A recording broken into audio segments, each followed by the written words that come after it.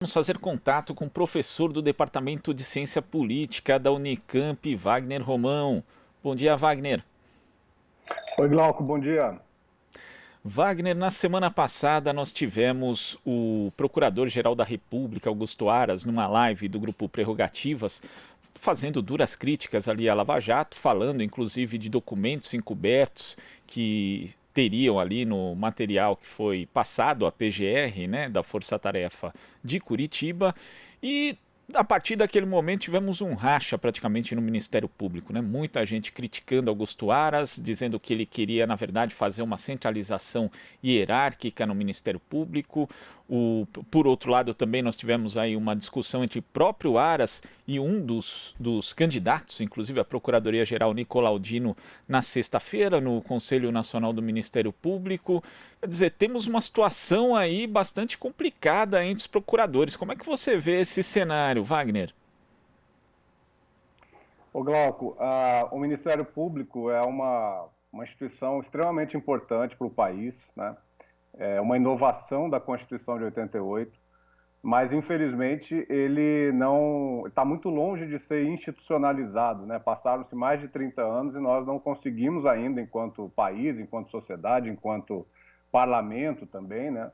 Congresso Nacional, organizar melhor as funções do Ministério Público, né? O Ministério Público ele é quase que uma espécie de federação, né? Descentralizada, né? E o que o Aras está tentando fazer é exatamente, digamos, centralizar esse processo político que acontece no Ministério Público, né, numa situação em que o Ministério Público, de alguns anos para cá, né, eu diria aí, a Lava Jato é o grande elemento aí definidor disso, o Ministério Público vai tomando, né, autonomamente, né, buscando de maneira autônoma, em cada seção, em cada território, em cada estado da federação, estabelecer os seus próprios parâmetros de atuação, né? Ou seja, o PGR, a Procuradoria-Geral da República, não tem nenhuma condição de definir, né, de sustar, né, essas ações, como é a mais importante, que é a Lava Jato, né?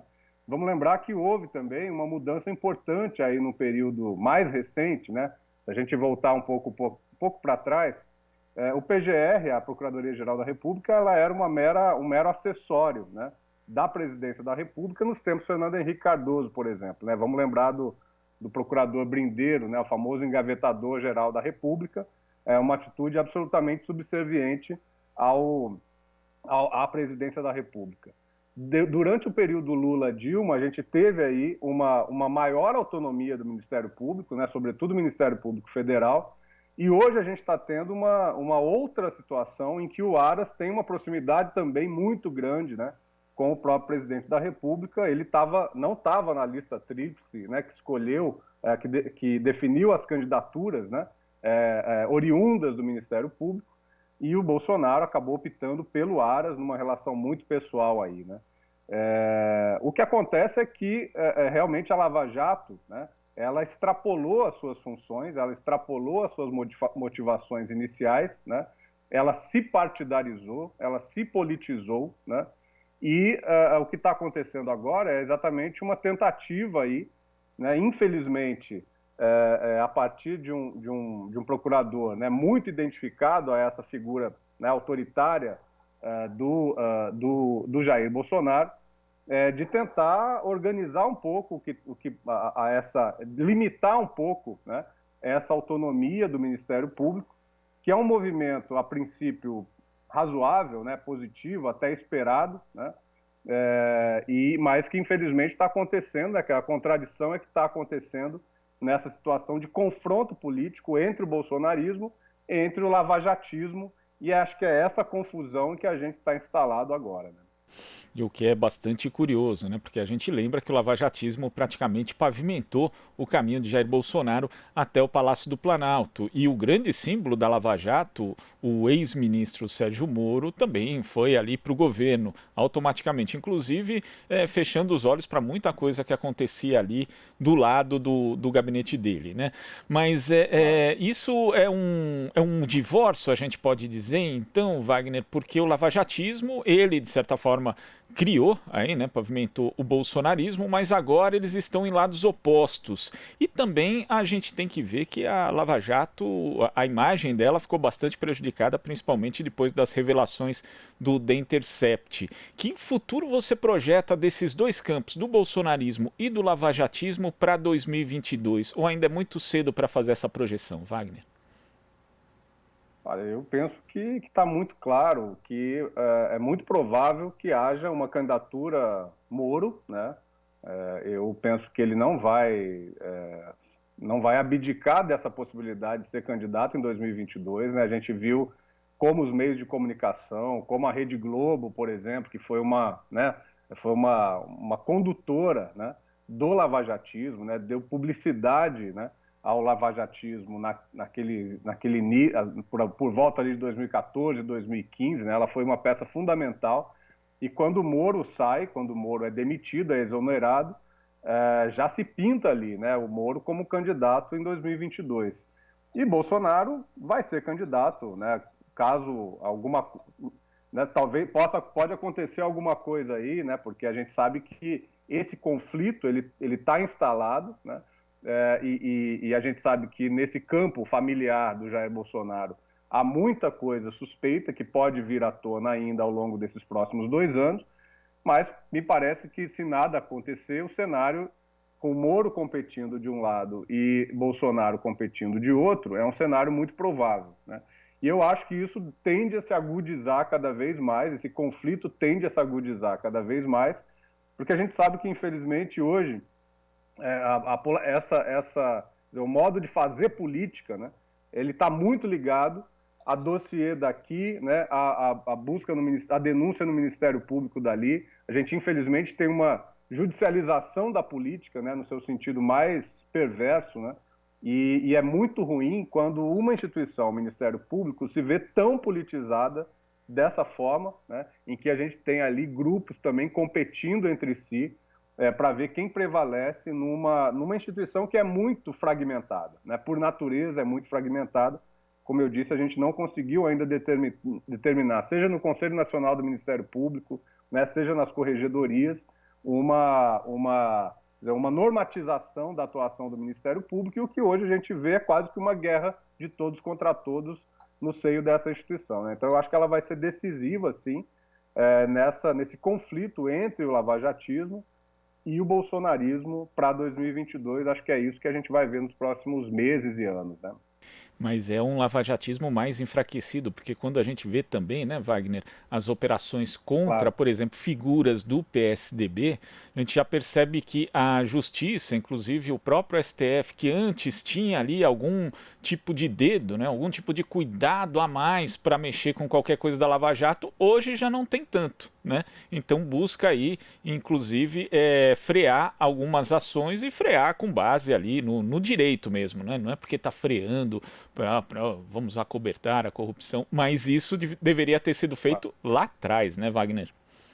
E a gente não tem aí o detalhe, né, interno dos meandros das investigações, né? Inclusive essa, sequer o Aras tem, né? Essa é uma das questões envolvidas aí.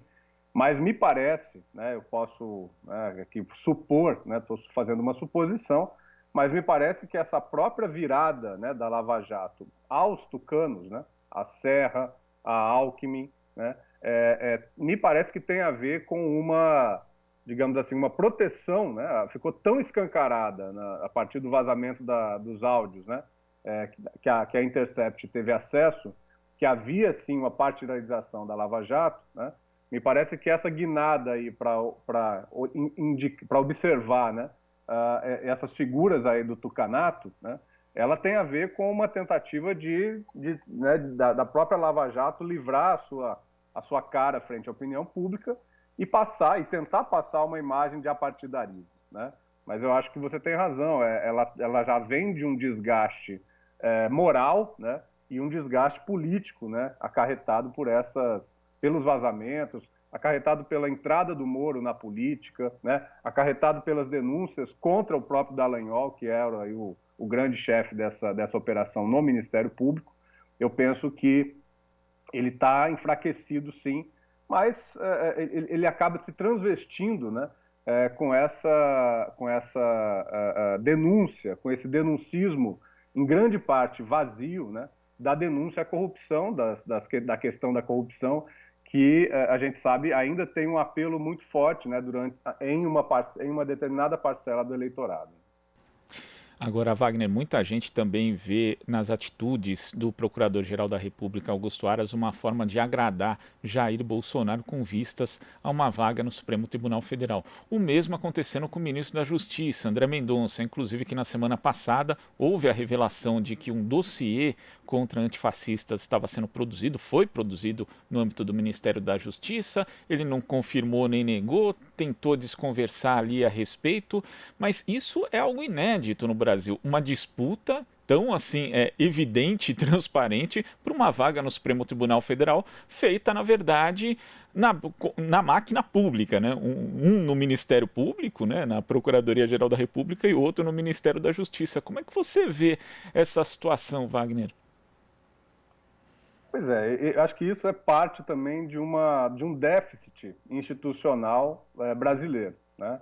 A gente tem aí uma relação, veja, eu acho que talvez o caso do Alexandre de Moraes, né, que era afiliado ao partido, ao PSDB, que havia sido secretário da Segurança Pública aqui em São Paulo, que passou a ser ministro da Justiça no governo do Temer, né, e ali, ao se vagar ali uma cadeira no Supremo, fez uma campanha enorme, né, para que ele fosse o indicado. É uma campanha política eleitoral mesmo, né? Quer dizer, ou seja, a gente saiu de um padrão, né, que vinha sendo obedecido. Talvez o único caso aí anterior tenha sido do Toffoli, né, que também tinha ligações anteriores com o Partido dos Trabalhadores, passou para a Advocacia Geral da União no determinado momento, e também tinha ali um pouco dessa relação com o mundo da política, ao mesmo tempo em que foi indicado, né, para uma cadeira no Supremo Tribunal Federal. Agora, o caso do Alexandre de Moraes é um caso absolutamente escancarado, né? E acho que ele abre a porta, né, para uma discussão que acho que é muito importante, que é a questão da quarentena, né? Não a quarentena da Covid, né, mas a quarentena sobre aqueles que ocupam um cargo no Executivo e que podem passar para um cargo no Judiciário, especialmente no Supremo Tribunal Federal, né? Então, assim como a gente vê nos tribunais de contas, né, em que os tribunais de contas eles são depósitos, entre aspas, com todo respeito, né, aos desembargadores aí, mas eles são depósitos de ex-políticos, né, que passaram por uma carreira, seja de deputado federal, estadual, secretário de Estado, e que vão ter ali uma aposentadoria muito poderosa, né, nos tribunais de contas. O Supremo Tribunal Federal, guardadas as devidas proporções, está correndo esse risco, né, está vivendo essa disputa de ser ali um espaço extremamente politizado, e eu acho que isso é muito problemático para a nossa democracia. Acho que esse é um grande risco para a nossa democracia. A gente já vê ali que há digamos assim, uma divisão interna relativamente acirrada, né? Mas acho que a identificação tão grande, né, de determinados ministros ou dos próximos ministros com uma certa leitura ideológica da sociedade ou um certo partido político, acho que isso é extremamente grave e a gente deveria pensar, enquanto país, né, enquanto Congresso Nacional, numa regulamentação, né, dessas relações para que a gente evite, né, ao máximo esse tipo de situação. Já que a gente até tem prazos de quarentena, por exemplo, para pessoas que trabalham no Ministério da Fazenda, né, para voltarem ao mercado, e ainda assim muita gente considera, quando se compara com outros países, um período muito curto, isso também deveria ser Exato. aplicado em outras áreas, Wagner. Com certeza, eu acho que isso é muito importante. Infelizmente, no Supremo Tribunal Federal, nós não temos isso, né? E tem mais um detalhe: ex-ministros do Supremo também voltam a né, quer dizer, como advogados, como, né, chefes ali de bancas de advogados, voltam a atuar no Supremo, né, a influenciar as decisões do Supremo. Então, tanto na entrada como na saída, deveria haver algum tipo de regulamentação para, enfim, pelo menos diminuir esse tipo de influência, que acho que é muito comprometedora, né, para a justiça brasileira como um todo. Tá certo, Wagner. Muito obrigado pela sua participação aqui no Jornal Brasil Atual e até a próxima. Um grande abraço, Glauco, a equipe toda e até a próxima. Abraço. Conversamos aqui com o professor do Departamento de Ciência Política da Unicamp, Wagner Romão. Aqui você ouve as notícias que os outros não dão. Jornal Brasil Atual.